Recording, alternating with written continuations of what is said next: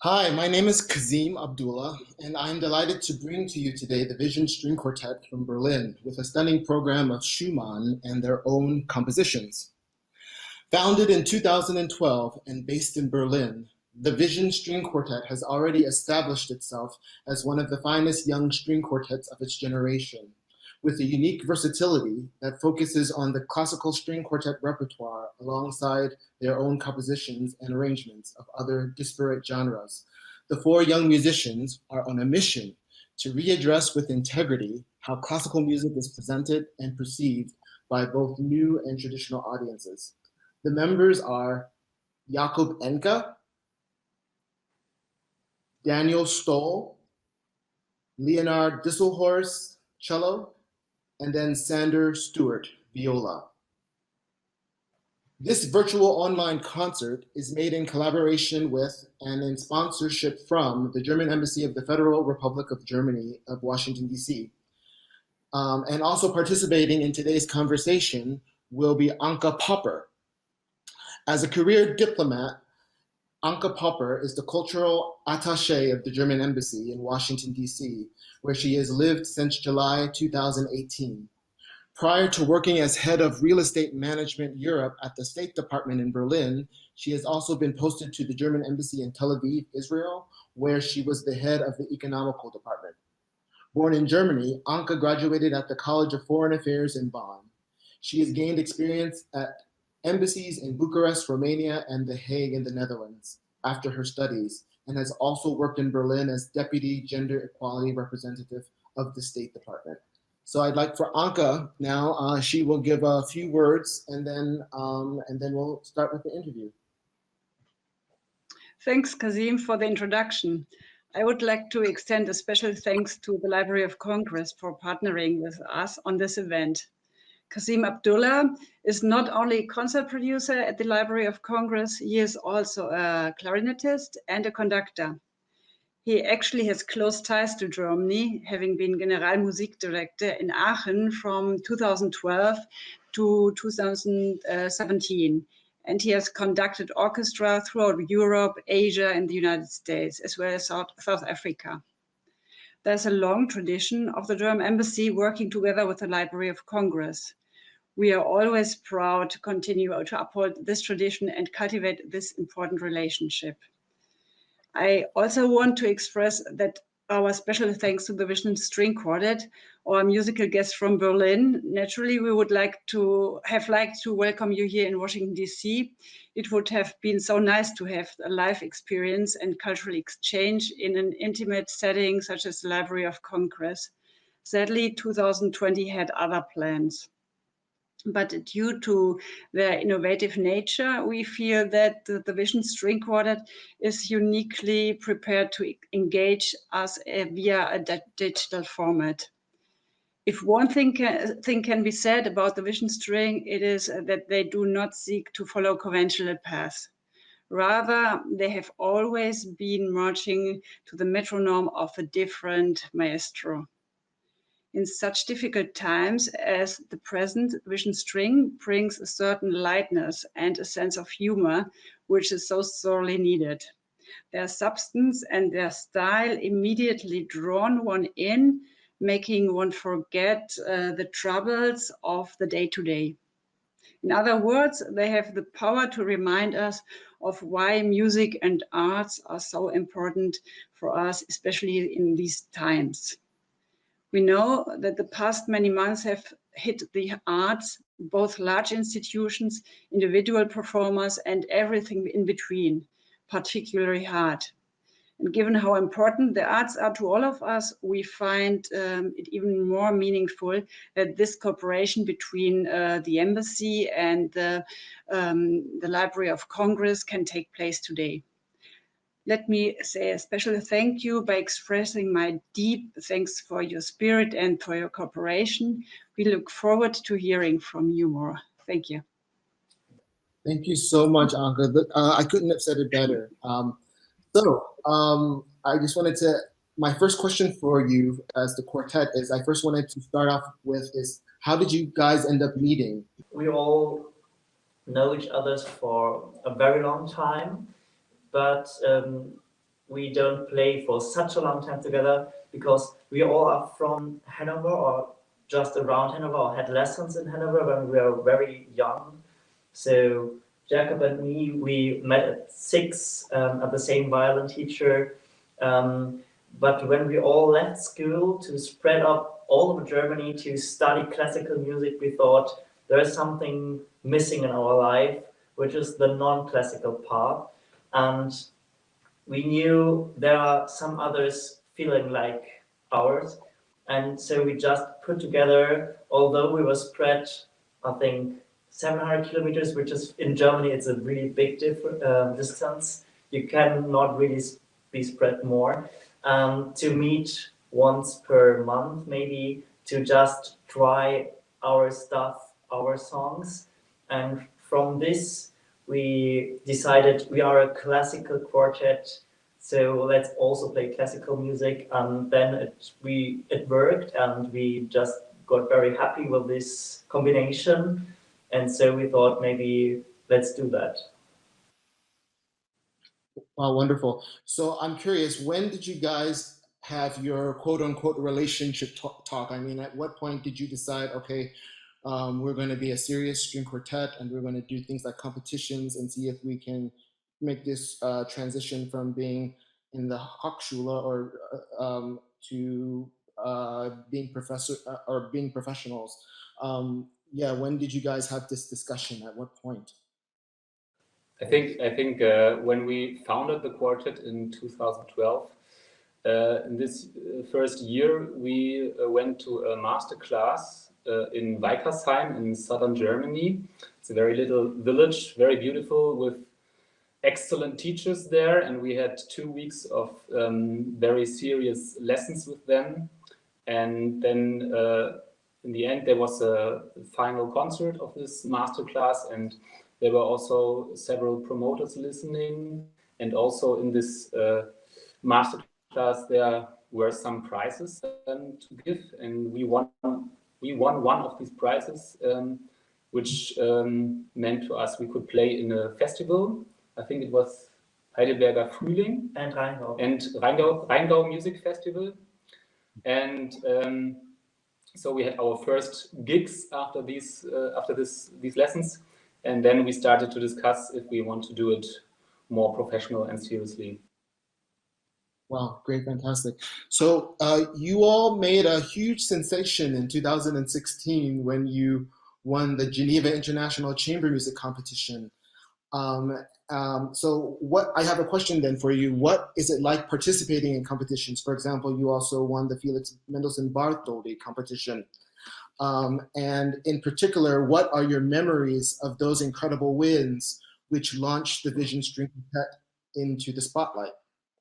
Well, there's a huge difference between emotions referring to the winning the prizes and doing the competition. So doing competition is awful. I think everyone agrees with it on that. And we were nervous like hell.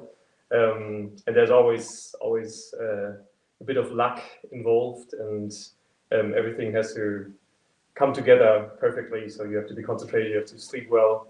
Of course, we didn't in the last evening. But yeah, of course, if you prepared well, and we did prepare well, there's always the only chance you have is doing the best you can.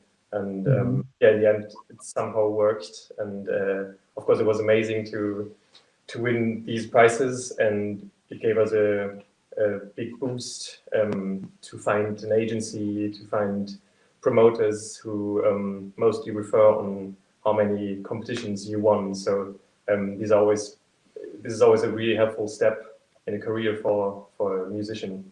So yeah, we were super glad to have succeeded. Yes. So so you all would definitely say that that there's a tremendous importance of competitions to the careers of string quartets. Then you would say. Unfortunately, yes, maybe. So yeah, no, I know what you mean.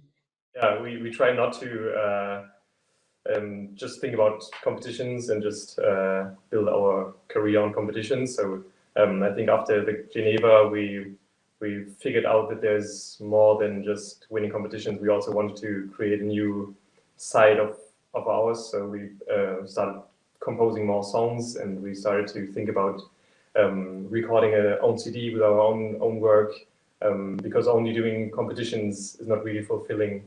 And but of course it helps a lot. So it's not, you can't ignore that competitions always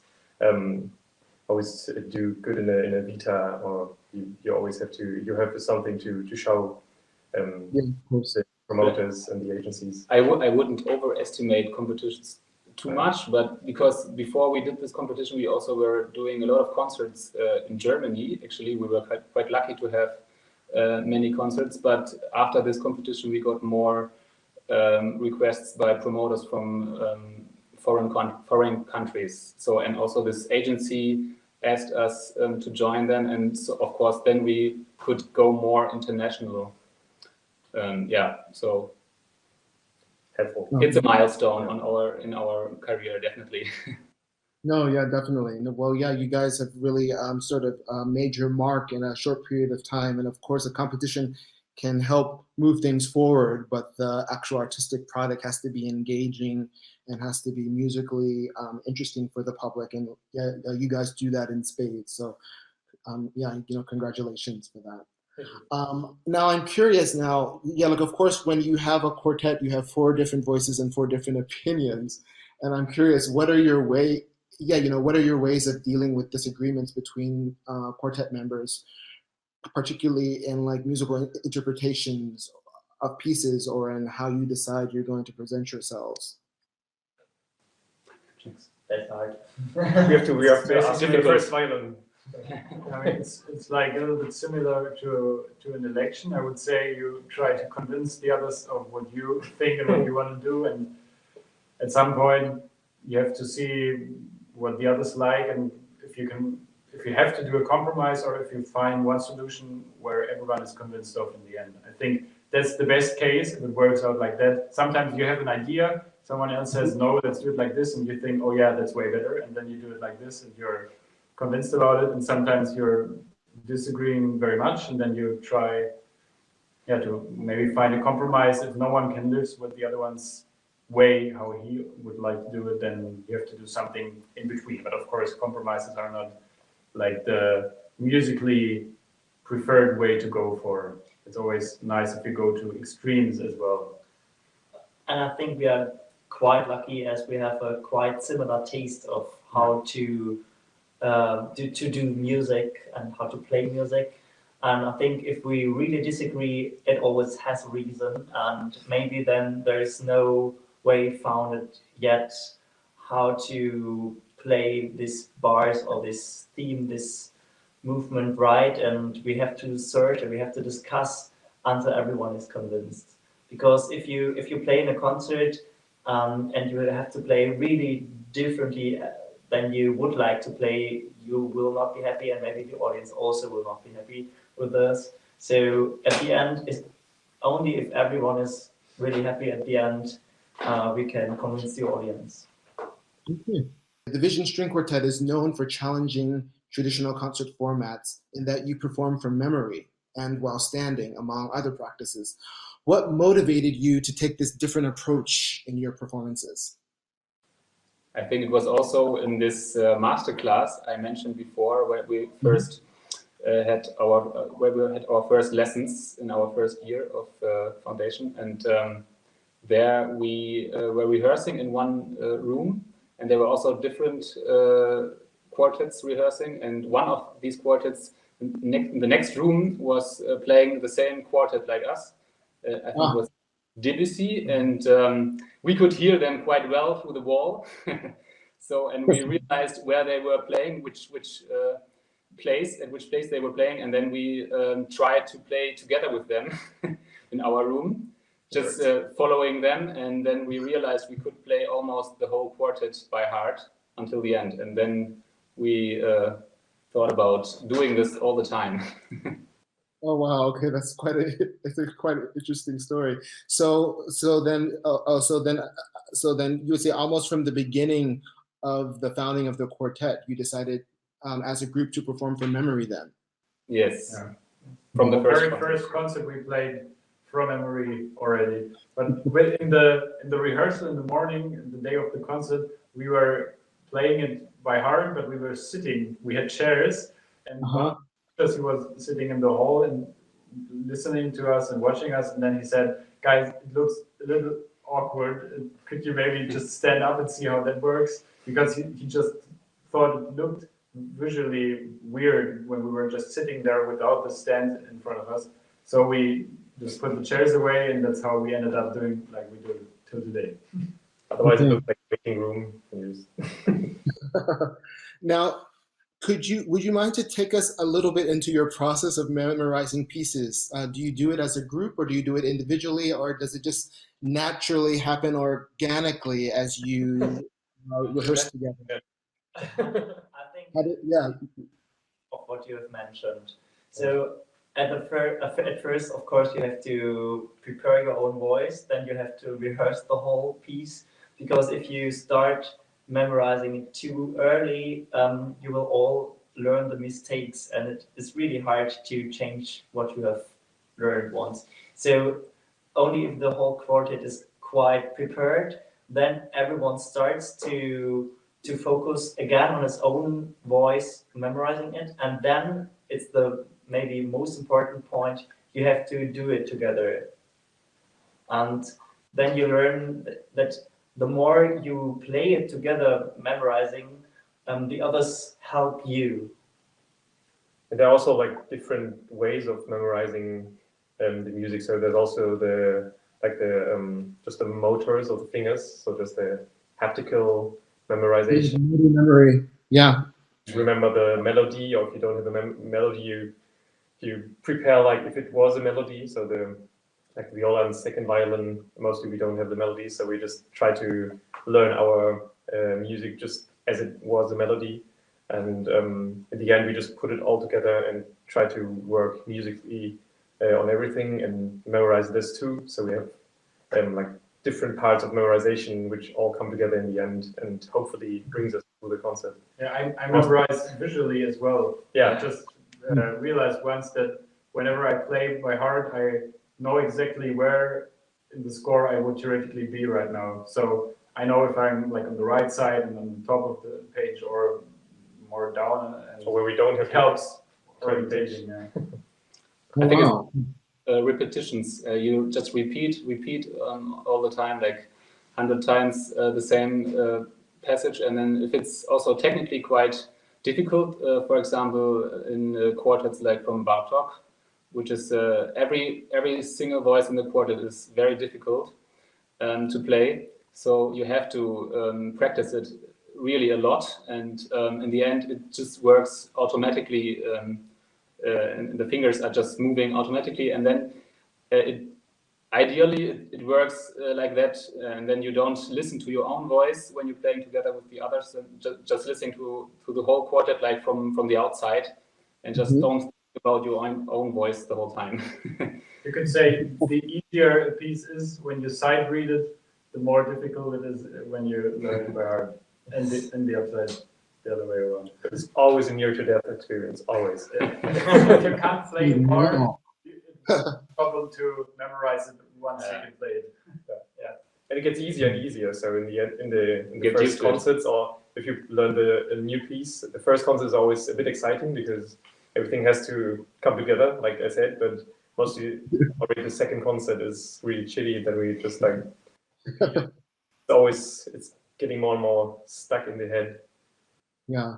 Well, and so speaking of like concerts, I could imagine that since you play from memory, that has an influence of your programming decisions. I guess you're not, you have to really decide, okay, we're going to do this piece for this number of years, or this piece for this program, or do you kind of just collect quartets and like, so say like if I were to say, oh, can you guys do Bartok 5? How long would it take to get the Bartok 5 back into your memory?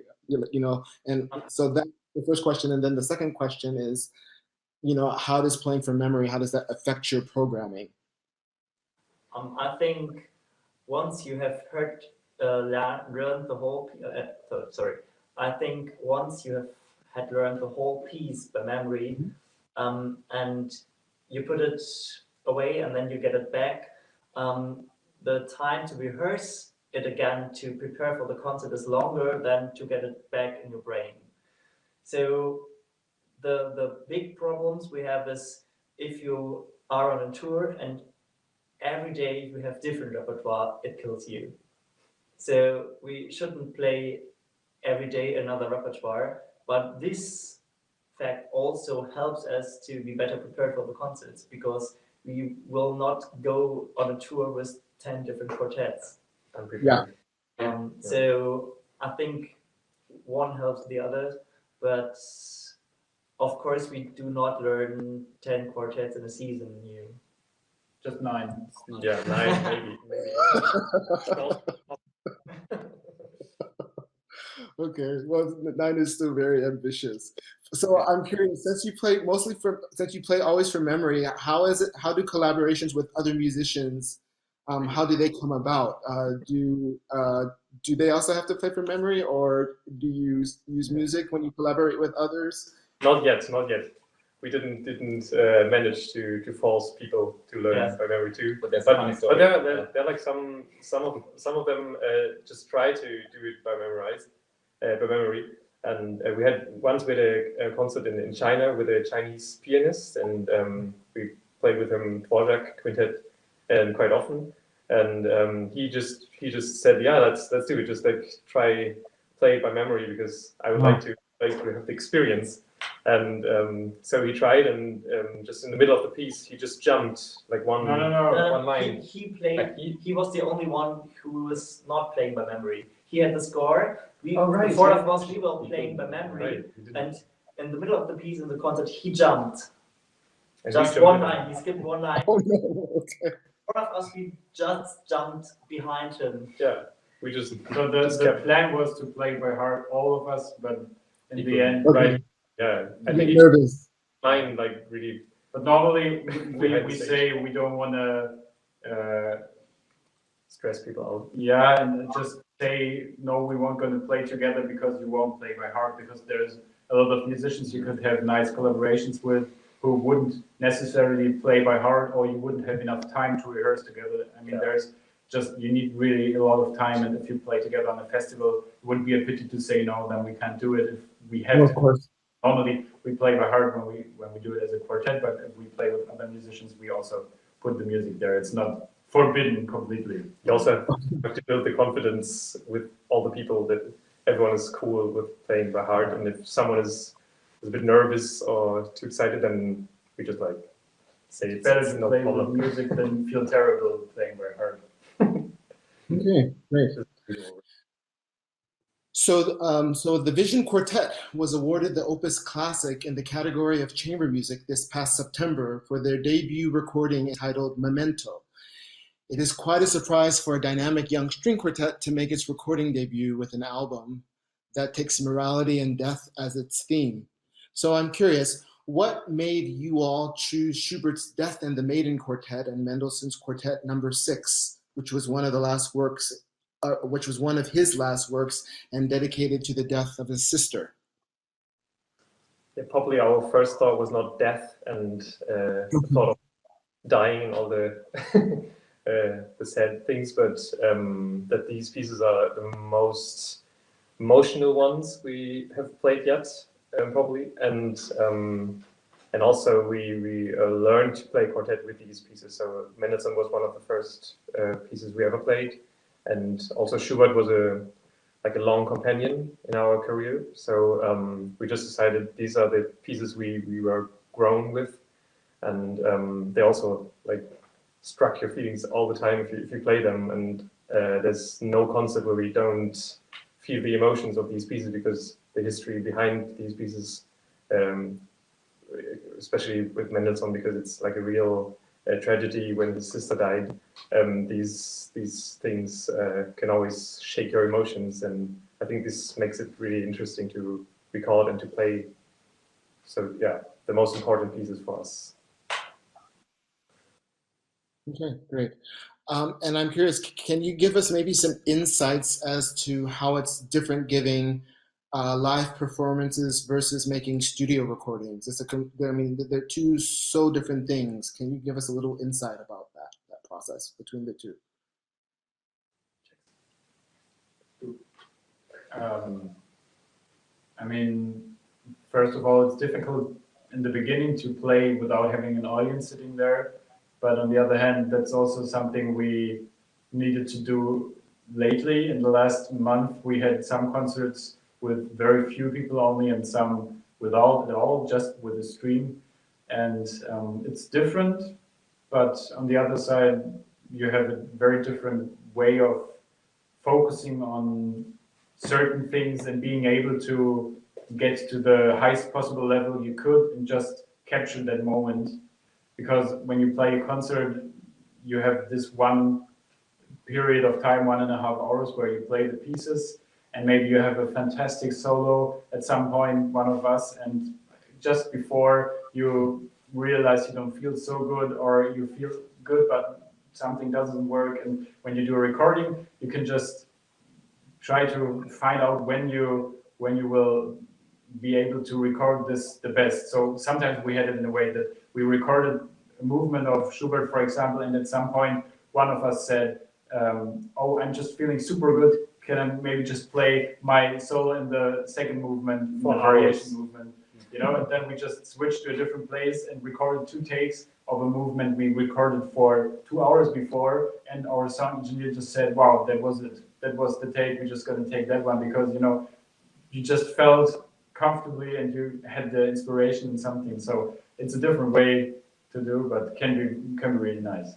But it also can be really hard if you don't play the piece through, but just do little short phrases, because you always have to get into the right state of mind when you play the big crescendo or something, or the like a real emotional part of the piece. Yeah, to get the arc of a work or a movement. Right. Yeah. Just have to get into this mindset and just like focus how you would feel if you play the piece through, and not just think of all the technical problems, but always get into the right emotion at the right time, because there are always breaks, and you just play 8 bars and then you stop, and then you do the 8 bars again, and maybe someone is doing a joke, then you laugh, and then you have to start with a very emotional part again. And this is probably really hard, like an actor who always has to get into the emotional set again and get dressed for the right That's scene. a good example. It's like theater and movie, maybe. Yeah. But actually, in the studio there is an audience, and it's the sound engineer, like the Tonmeister, and we were very lucky with our engineer, and because he was always pushing us over the limit, like totally over the limit. We also were just recording and totally lost in time, and because we also recorded in the Bremen, in the Sendesaal, where there's no windows, and you don't realize which time it is, and so we were like recording till late in the evening on the night. And also when you think now, we were recording very well, like the last chords of the Schubert last movement, like these very heavy D minor chords. We were thinking now was the best chord we ever played, and then there was no, you can do better. And this was like challenging us and pushing us the whole time. Oh, nice. Okay, great.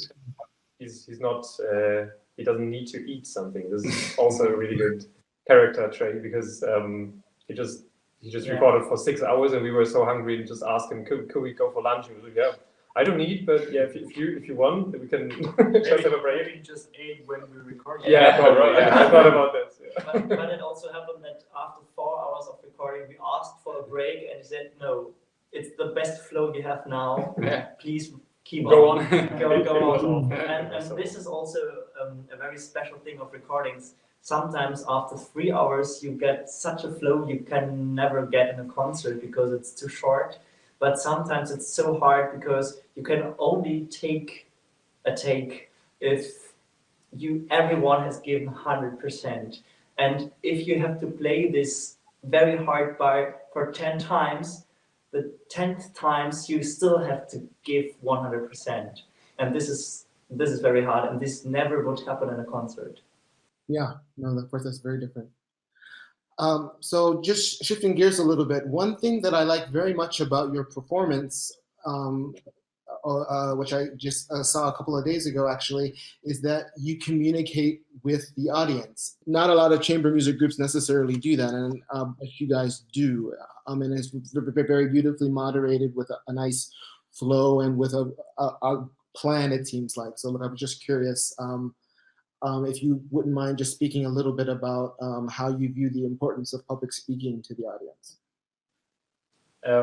Yeah, I think we realized in the very beginning already when we started playing our own pieces that we need to somehow say something about it, because people won't know the pieces. We won't be always able to just write down particularly before what we're going to play. We also always, in the beginning, we still do it like that. We don't write pieces in the program, but we just decide before what we're going to play. So in that way we can just play a new piece the moment we are able to play it. We just rehearse it, we can play it in a concert, which is really nice, because otherwise we would always need to plan that like months or years before.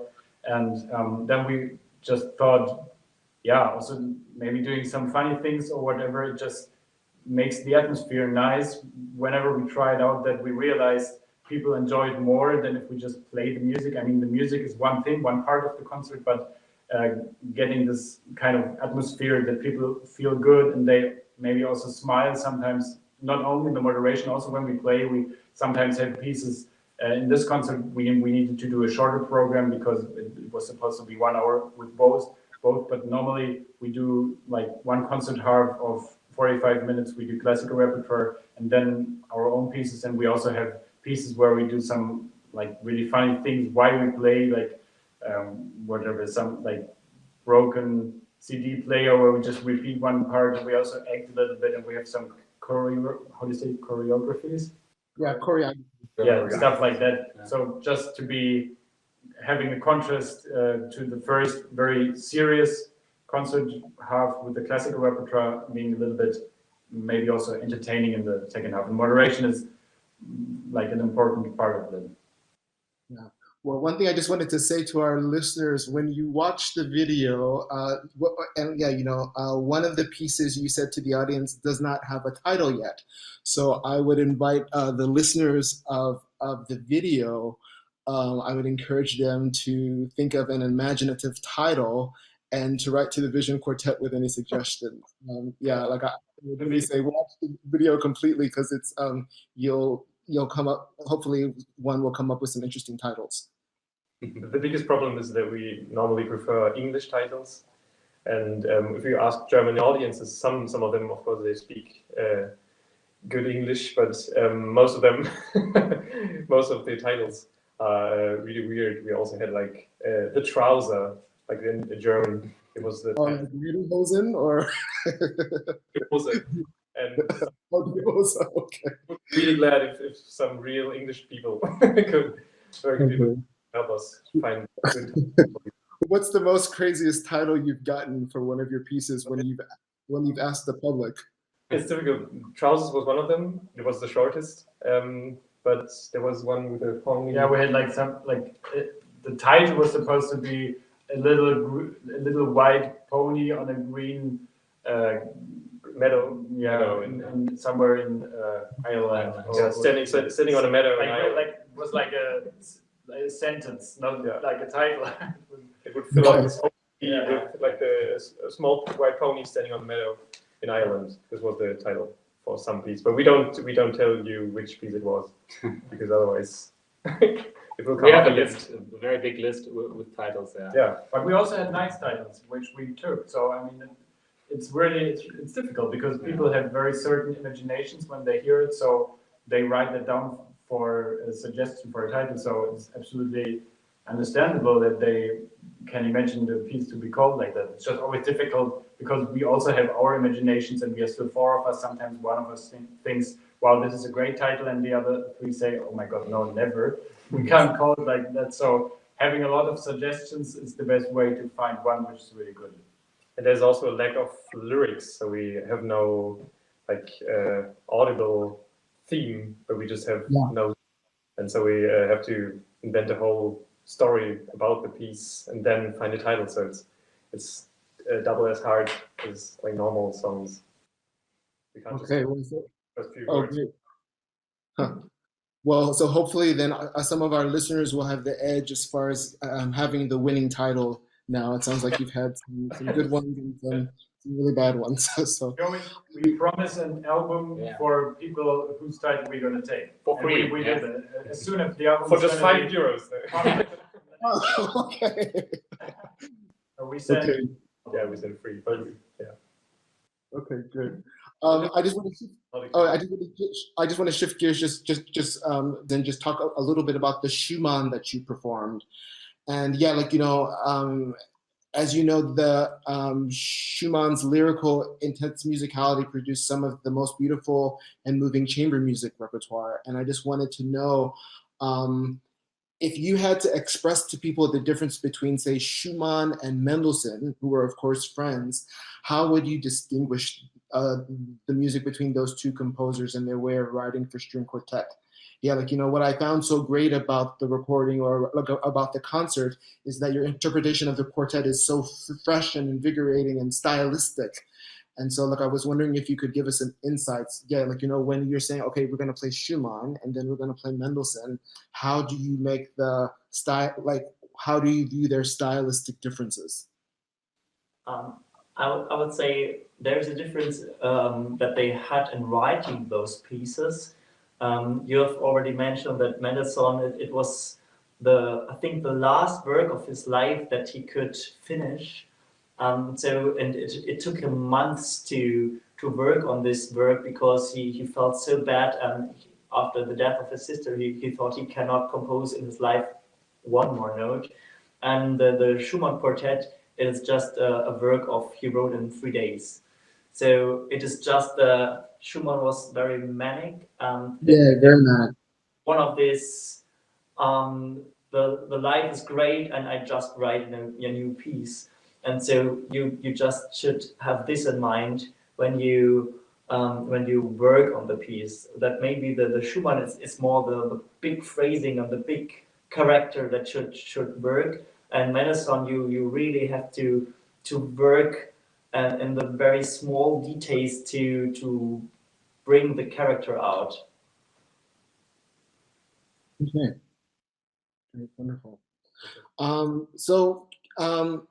So as we've already discussed, the Vision Quartet is also known for presenting original works alongside pieces of the standard quartet repertoire. And so I'm curious, what stylistic elements or different traditions do you bring into the works you compose yourselves?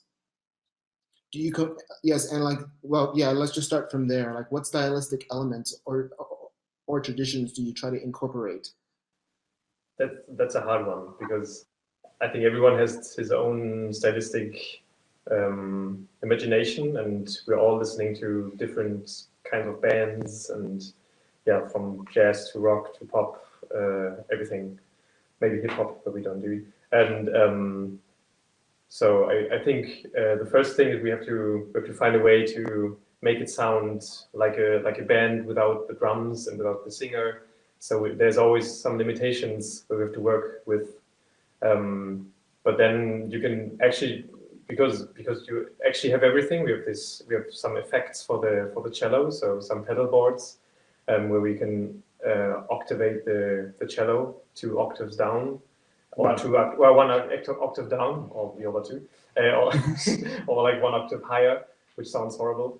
And so we have something to play with, and we have a actual double bass feeling for the cello. So all the genres are possible. So we can do funk, and we have some techniques for the rhythmical parts. So the chopping and hitting the corp with the thumbs, and there's so much to discover.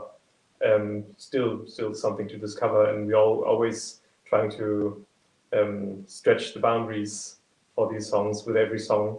But then the influences are like all over the place, like jazz, some funk, very ballet ones, like emotional pieces, or really calm ones, because you always have the opportunity to do with these string sounds.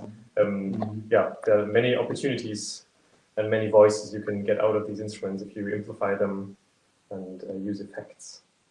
I mean, it's not only about, we try to imitate some sounds like you have in a band, of course, the drum set or the double bass, but of course in a string quartet it never sounds the same like in a jazz or pop band or rock band. So in the end, we just also experimenting a lot with our instruments to produce sounds you wouldn't expect from a string instrument. Like, of course, these instruments were not built originally to make some wooden sounds like to play like on a drum set on the viola. But we tried to experiment there and find our own style also. So there's a lot of influences from different genres, but in the end, it's sounding. We try to sound unique, of course, but it's not about imitating the sound of some special band. We tried this too. Yeah, but it's not possible like to arrange or to cover songs. I mean, there are people doing this, but it's mostly it doesn't sound very not well. So we decided not to do that.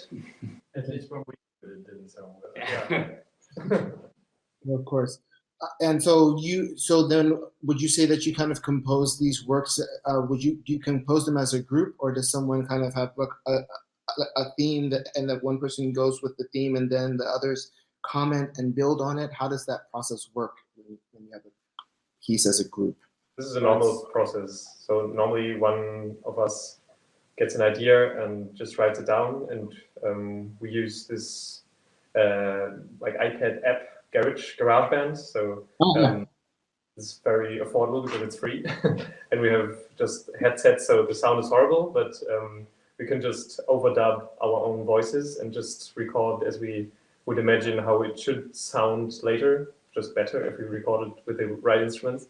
And then we just bring these ideas to the rehearsal and speak about it and try different things. And everyone has his own opinion, and we're discussing for hours. And then in the end, if everything works out well, then there's a new song where everyone actually took part in composing it in the end. But the first idea on the big, like the actual composition, is mostly just starts with one person, and he's doing the whole song, and then there's just like fixes, adjustments from everyone.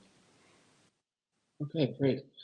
So I have sort of one last question, and then I'm going to bring Anke in momentarily. So the Vision Quartet recently did a release of a single entitled Samba that can be found on the Vision String Quartet's YouTube page. And to me, it's very much evocative of the music video done by pop music artists like Michael Jackson and others, in that the video tells a story as well. And I just wanted to tell you guys, I just think that concept is brilliant that you've come up with. And my question for you is, how do you create these, and where do you start? With the storyboard or with the composition first? Composition first. So the composition first. We have this composition for a very long time, and now we decided to do this single as our second single, do a video for it. So then mostly like I said, the lyrics is the biggest problem for us, because we don't have a general theme. We just have the music and have to think about a theme and then can build a story on that. Then we're just sitting down and just thinking about ideas which come in mind if you hear the song. And this was not winter time or Christmas, but some summery beach thing. And then it's the current time is really difficult for flying to Rio de Janeiro and getting some shots. Rio de Janeiro and Berlin is not so easy to find. So very many, no chance. So we had to find some locations in Berlin to get the summer vibe. And the Germans are known for their really weird kind of using beaches and and doing reservations for their sun stools, and just like all the there's a weird tradition in Germany how we spend our times from barbecue to everything else. And so we try to show something of this these traditions. Also, you see these Kleingärtner-Kolonies, so these small gardens where you just have like strips of gardens just next to each other. I don't know if it's the same thing in America, but I guess not. No, this is a German thing. And it's really unromantic, but also really nice. So if you have these small gardens, you can, it's like a private garden, but just everyone sitting next to each other and everyone's doing barbecue. So there's a huge cloud of smoke all over these gardens flying around. And we just booked one of these to do some scenes there, and we also got a swimming pool. So a huge, do you say swimming pool? Schwimmbad? Yeah. So where the crowds go. Lido. Lido. Okay. So we could, we had the opportunity. This was actually the last day of summer where we could reserve this whole place because there was no one going into the water anymore because it was way too cold. Then it got warm again. So there was just one day where we could film all of this.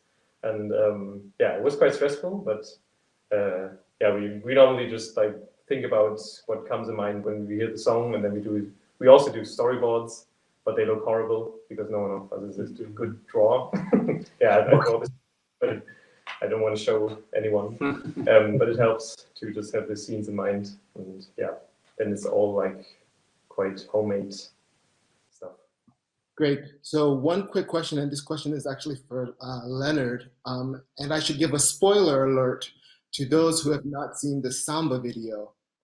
So Leonard, did you use your cello?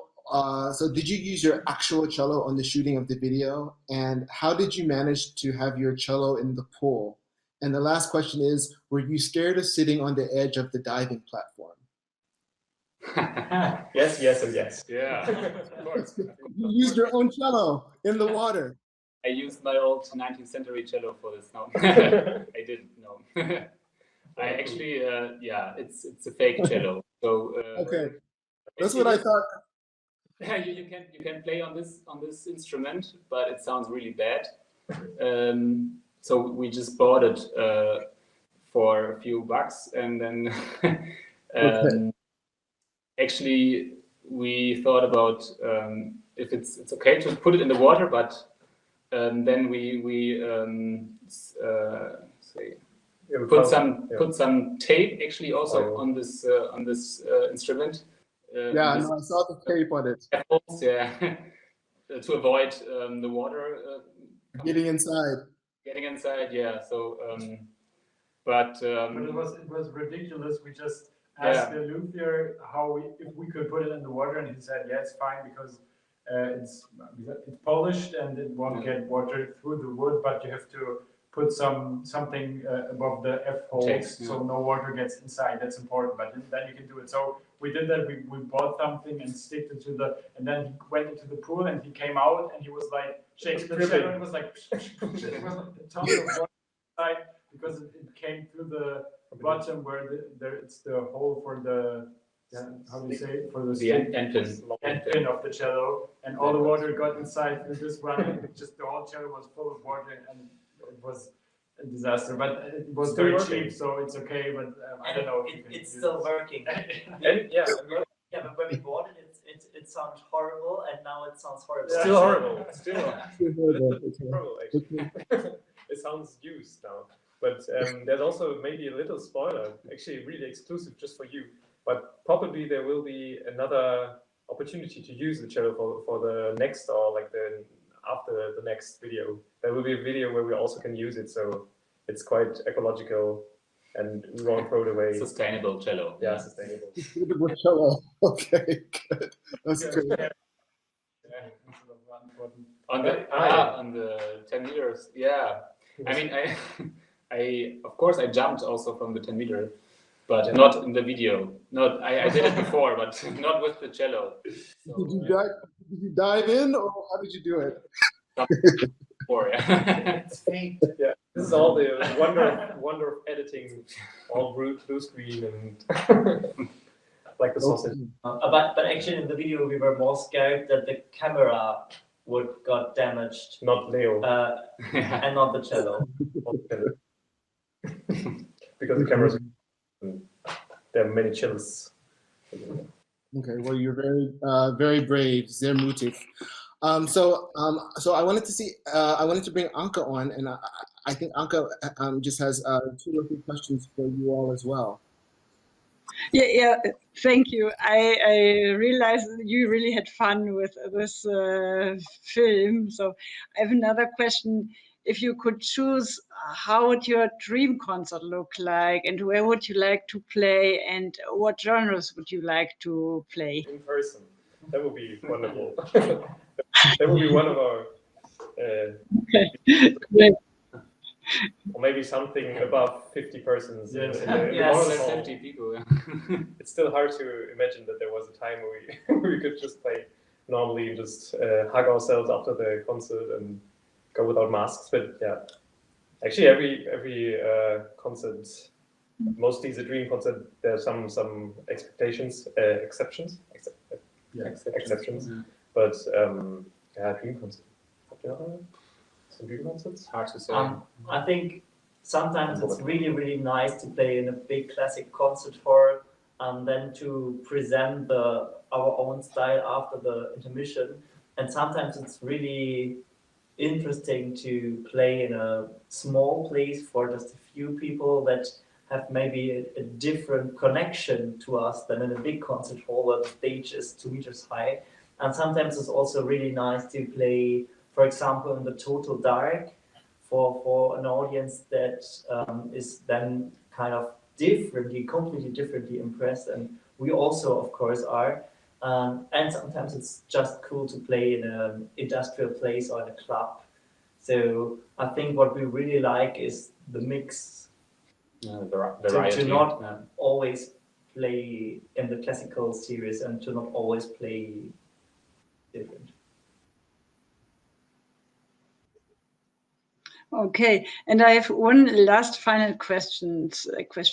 The impact of COVID-19. How does it impact your personal life and the life of your quartet? Different. Yeah, well, yeah, it's difficult to say because we're quite lucky in Germany that we can still have a quite like normal life, except from going to restaurants or meeting like a bunch of people.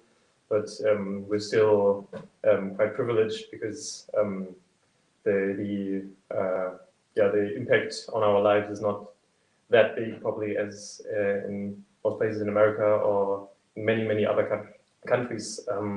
So now there's a lockdown since last week, and of course it's affecting all our like quartet concerts. And the big opportunity for us is that we also have this second half where we can compose things and record things. So at the end of this month, we are going to record the second half of our pop album. So there's something problem with the 5% battery. yeah. Last question. So we have the opportunity to record our new songs, which we composed in the past weeks and months. So there's always something to do, and we don't have to sit around and just wait to play more concerts. Probably it's like financially, of course, it's a mess, and there are like the politicians are more and more getting these problems and just speaking about it. But yeah, I think the personal Still a lot life to do. it's manageable, and yeah. So We try to do the best yeah. out of it. But it's hard if you prepare for a concert tour and even 1 week before the concert tour should take place, you cannot know if the tour can take place. Yeah. Last time we waited like 2 days before the concert started. We had still no answer from the promoter. So we just like were in a really weird state of should we practice or should we not practice? And then we just like practiced half of the program and until the last day, and then it was cancelled. So there was a relief because we didn't practice that well in the last days. But yeah, it's always not a good feeling to practice for nothing or just like run into the empty. I think what a lot of musicians realize as well is that we are doing a job that just works only with an audience. I mean, it doesn't work without people listening to you and you realizing there is people who are listening to you. I mean, all the recordings and if you publish an album or if you put something on YouTube, whatever, it's not, you don't meet people in person, you don't see them, and you don't feel that there's people listening to you and that you're doing it for someone. And I think this is really important for all the artists to get back to a place where you realize the matter of what you're doing. I think this is also why we are really really thankful for your invitation. So we can just, as a digital format, where we can just present ourselves and just bring music to people we can't reach at the moment. Well, no, absolutely. And I have to say, having seen the video just recently, and of course, we've had other groups and other people that have had to just do, that have had to do recordings without an audience. And and having seen your video, you can sort of feel that there's an energy that the audience brings to a performance. So that even though they're not performing, they're very much part of the atmosphere and very much part of the whole experience. And that was really clear in the video too. So we're also very grateful. And so, just with that, in closing, I would like to thank you, the Vision Quartet, for the informative and engaging conversation. And I would like to close also by thanking the German Embassy of the United States for being such a wonderful partner and supporter of this event. Thank you very much. Thank you. The German Embassy had a wonderful campaign and phrase that was that they had together with the Goethe Institute, and it was called Wunderbar Together. And I would say our collaboration on this event is a testament to this phrase and to the collaborative spirit of the United States and Germany of bringing culture and music to the people. We look forward very much to continued collaborations in the future and to both the Vision Quartet, Anke Popper, and her team at the Embassy. Und zu unsere deutschsprachigen Zuhörer wünsche ich alles Gute und frohe Weihnachten. Anke, any words? Thanks so much. Thank you. Thank you.